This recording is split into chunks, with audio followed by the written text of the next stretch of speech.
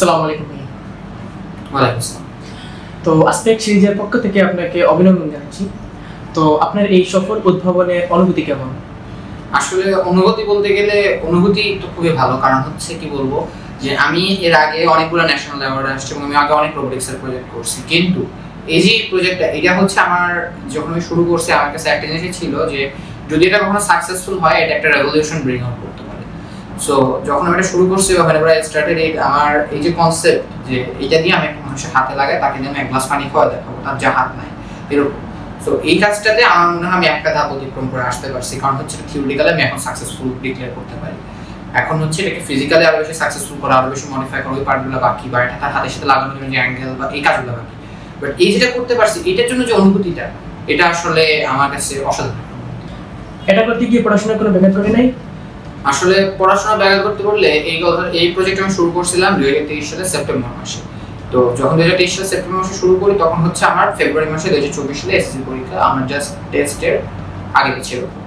So ওই টাইমটাতে আসলে এই কাজটা শুরু করা টাফ ছিল এবং পড়াশোনা ব্যাঘাত বলতে গেলে কিছুটা প্রবলেম হয়েছে আমার, লাইক আমি পড়াশোনা করার টাইম বা টেস্টের আগে বা এই সময়টাতে আমার একটা সমস্যা হয়েছে। তবে আমার মনে হয় এটা আমি কোপ আপ করতে পারছি, কারণ হচ্ছে স্যার আমার এসএসসিতে রেজাল্ট আলহামদুলিল্লাহ অনেক ভালো হয়েছে, আমার স্কুলের টেস্টেরও রেজাল্ট ভালো ছিল, মডেল টেস্টের রেজাল্টও ভালো ছিল।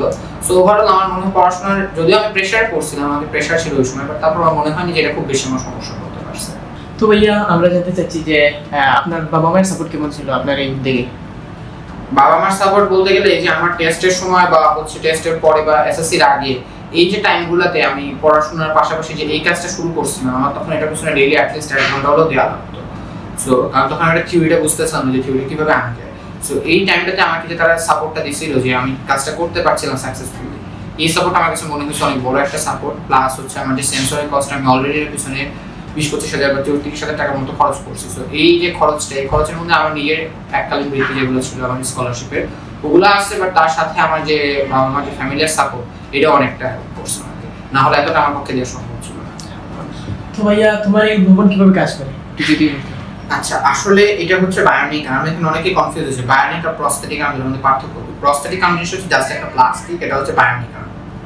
বায়োনিক আর্মে একসাথে একটা প্রস্থেটিক আর্ম এবং একটা বায়োনিক আর্ম দুইটা কনসেপ্ট থাকে একসাথে। যেমন এটা যে প্লাস্টিক 3D প্রিন্টেড, এখানে আমি 20% ইনফিল ইউজ করছি, আপাতত আমি 100% ইনফিল ইউজ করব, এটা জাস্ট প্রিন্ট আউটের একটা বিষয়। সো এই পার্টটা প্রস্থেটিক এবং এই যে ইলেকট্রনিক্স পার্ট এটা হচ্ছে বায়োনিক।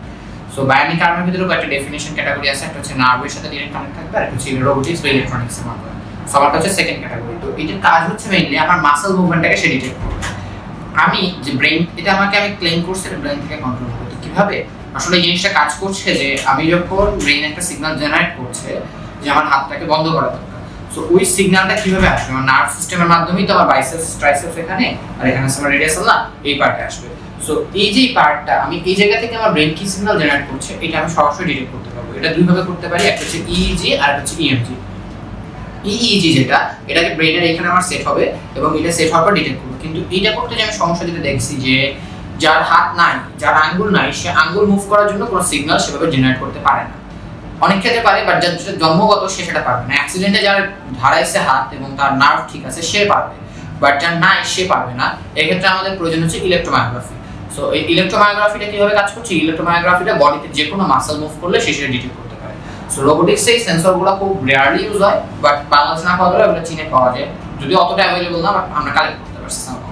সো এই জিনিসটা আমি কালেক্ট করতে পারছি তখন যে আমি যেটা দেখছি যে আমি যদি ইএমজি বা ইলেকট্রোমায়োগ্রাফি করতে পারি তাহলে আমি এই জায়গায় আসা যে কোনো সিগন্যাল ডিটেক্ট করতে পারবো এবং এই সিগন্যালটার বেসিসে আমি হচ্ছে আমার ফিঙ্গার মুভ করার জন্য যে রোবোটিক্স যে সিস্টেমটা জেনারেট করতে পারবো।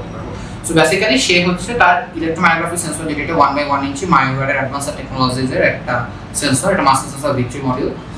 তো এটার সাথে আমার এই যে জায়গায় ইলেকট্রোডসগুলো এটা হচ্ছে যার হাত নাই ওনার সাথে এই জায়গায় কানেক্ট থাকবে, অথবা যদি ওনার এই জায়গাটা না থাকে ওনার এই জায়গায় কানেক্ট করতে পারবো, সেক্ষেত্রে আমি ডিসপ্লে সামান্য একটু চেঞ্জ করতে হবে।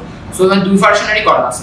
সো যখন তার এটা থাকবে তখন যেটা হবে যে তার এই জায়গা থেকে আমি তার যে কোনো ব্রেইনের যে সিগন্যালের আউটপুটটা এটা হচ্ছে আমি এখানে দেখতে পাবো। এই সেন্সর থেকে আমার অ্যানালগ ভ্যালু আউটপুট আসবে, আমি কম্পিউটার স্ক্রিনে দেখবো এবং ওইটার বেসিসে আমি একটা ইফ এলস কন্ডিশন দিয়ে আমার আরডুইনোতে সিগন্যালটা প্রসেস করে আমার সার্ভো মোটরে পাঠাবো। সার্ভো মোটর যেটা করবে সে হচ্ছে 180 ডিগ্রি এবং 0 ডিগ্রিতে মুভ করবে এবং সেটা মাঝখানে যে কোনো ভ্যালু, এটা হচ্ছে ম্যাপ নামের একটা ফাংশন আছে, ম্যাপ নামের ওই ফাংশনটা দিয়ে এটার হচ্ছে অ্যানালগ ভ্যালু এবং আরডুইনোর যে ডিজিটাল আউটপুট ভ্যালু এই দুটোর মধ্যে একটা কম্বিনেশন করা হয়েছে।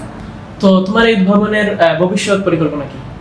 আসলে এইটাকে নিয়ে পার্টিকুলারলি আমার ভবিষ্যৎ পরিকল্পনা হচ্ছে যে আমি অলরেডি আলিএক্সপ্রেসে অর্ডার করছি জিনিসগুলো যেগুলো আমার দরকার, যেমন হচ্ছে তা আমি যে আগে এই ভাইয়ের যে একজনের সাথে আমি লাগাতে চাই, যার বাইসেপস ট্রাইসেপস আছে বাট রেডিয়াস আলনার পার্টের পর থেকে নাই, সো তার সাথে জায়গা লাগানোর জন্য আমার একটা অ্যাঙ্গেল দরকার, কারণ অফকোর্স এটা তো লাগাইতে হবে আমাকে তার সাথে হাতের সাথে। এবং হচ্ছে তার এই রেডিয়াস আলনার পার্টটা আমার কিন্তু জাস্ট থাম্ব পর্যন্ত এখান পর্যন্ত প্রিন্ট আউট করা আছে 3D প্রিন্ট, সো আমার বাকি পার্টের প্রিন্টিং করতে হবে, বাকি পার্টের প্রিন্টিং এর অর্ডার করছি, ওরা আমাকে বাকি পার্টের প্রিন্টিংটা করে দিবে। সো আমার এই দুইটা কাজ করতে হবে এটাকে তার হাতের সাথে সেট করার জন্য। এবং আমার এখানে দেখছি যে উপরের পার্টটা নাই, শুধু নিচের পার্টটা আছে, উপরের পার্টটা আমি প্রিন্টিং এর জন্য দিছি, উপরের পার্টটা প্রিন্ট হয়ে গেল, আমার টোটালটা জোড়া লাগবে এবং তার এই জায়গার সাথে এই অ্যাঙ্গেলটার মাধ্যমে এটা অ্যাটাচ হবে। এবং এটার সাথে সিলিকন গ্লাভসও অর্ডার করছি আমি, সিলিকন গ্লাভসের দাম বাংলাদেশে 12,000 টাকা। সো সিলিকন গ্লাভসটা হবে একদম স্কিনের কালারের সাথে ম্যাচ করা, এবং যাতে করে সেটাকে দেখে স্কিনের একদম স্কিনের কালারটার মতো হবে না সিলিকন গ্লাভস, বাট কাজ যাতে করে যাতে দেখে দূর থেকে বোঝানো যায় ওইরকম আমি সিলিকন গ্লাভস অর্ডার করছি। আর এর যে সেন্সরটা, এই সেন্সরটা এখন ভার্সন 2 আছে, মায়োগাইডের সেন্সর অ্যাডভান্সড টেকনোলজির, এটা ভার্সন, এটা হচ্ছে আমার অনেক ওল্ড ভার্সন, এটার যে আপডেট ভার্সনটা ওইটা আমি অর্ডার করছি, ওইটার দাম এখন 7,000 টাকা। সো এই সবগুলো জিনিসকে নিয়ে যখন আমি কম্বাইন করবো তখন আমার টোটাল কস্ট আসবে 50,000 টাকার মতো। বাট এটা আমার বিলিভ যে এটাতে তখন সে অ্যাকচুয়ালি এক গ্লাস পানি তুলে খেতে পারবে, এবং আমার ড্রিম আমি এটাকে অতদূর পর্যন্ত নিয়ে যাবো। সবশেষে সবার জন্য আপনি কি বলতে চান? আসলে আমি সবার জন্য এটাই বলবো যে আমাদেরকে টেকনোলজি যে রিসোর্সটা দিচ্ছে, যে আমাদেরকে একটা ইউটিউব এখন আছে, শুধু ইউটিউব না, আমাদের তো খালি অভ্যাস ইউটিউব দেখা, ইউটিউব বাদ দিয়ে যে গুগল আছে বা আমাদের যে আরো রিসার্চ পেপার আছে, রিসার্চ গেট থেকে আমি কিন্তু এটা হেল্প পেয়েছি প্রচুর। কারণ হচ্ছে ইউটিউবে ইনফরমেশনগুলো থাকে না, এত মানে অ্যাডভান্স ইনফরমেশনগুলো ইউটিউবে থাকে না। সো ওই যে রিসার্চ পেপার এবং এই যে পড়ার অভ্যাসটা, এবং ইউটিউবে কিন্তু অনেক ফালতু ভিডিও থাকে, আবার অনেক ইনফরমেটিভ ভিডিও থাকে যেগুলো আমাদের শিখলে কাজে আসবে। জাস্ট আমাদের পড়াশোনার ভিতরে সীমাবদ্ধ থাকলে হয় না, কারণ হচ্ছে আমিও কিন্তু আমি এসএসসি রেজাল্ট কিন্তু আলহামদুলিল্লাহ অনেক ভালো হয়েছে এবং আমার একাডেমিক পারফরমেন্সও ভালো ছিল, কিন্তু এর পাশে যেহেতু আমি এই কাজগুলো করছি, এখন যেটা আমার সুবিধা হচ্ছে যে এখন আমি এটা আমাকে সেলফ স্টাডি করতে শিখাইছে, আমি এখন টিউটরের কাছে না যেয়ে নিজে থেকে একটা বইকে দেখে পড়তে পারি।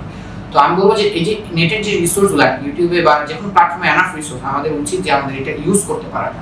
আমিও হয়তো পুরোটা ইউজ করতে পারি না, বাট আমাদের প্রত্যেকের উচিত আমরা যে ফিল্ডে কাজ করতেছি বা যে জায়গাটাতে, যদি আমি একাডেমিক ফিল্ডে কাজ করতেছি, একাডেমিকই যাতে আমি আমার বেস্ট লেভেলটা যতগুলো রিসোর্স আছে সব জায়গা থেকে কালেক্ট করে নিতে পারি, এই জায়গাটা আমার মনে হয় আমাদের সবার সচেতন থাকা উচিত। সো ওয়াসিম আলী মাহবি ভাই, তোমাকে অনেক অনেক অভিনন্দন তোমার এই উদ্যোগের জন্য। তো আশা করি তুমি অনেক এগিয়ে যাও এবং তুমি আমাদের বাংলাদেশের নাম উজ্জ্বল করো, এবং তোমার অনেক ভালো ভালো ভবিষ্যৎ কামনা করি। ইনশাআল্লাহ।